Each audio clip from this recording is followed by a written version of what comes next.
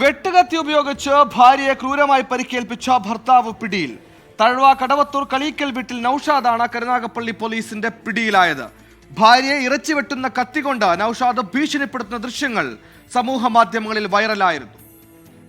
നൌഷാദിന്റെ പേരിൽ ഭാര്യയായ സജീന വാങ്ങിയ സ്കൂട്ടർ ചോദിക്കാതെ സുഹൃത്തിന് പണയം വെക്കാൻ നൽകിയതിനെ ചൊല്ലിയുണ്ടായ തർക്കമാണിത്.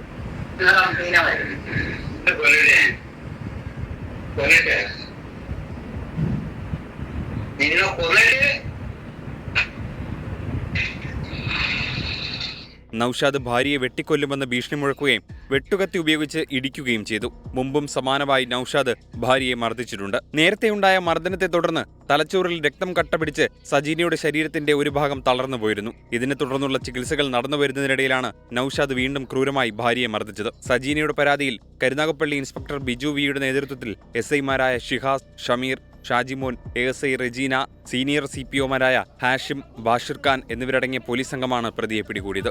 24 കൊല്ലം.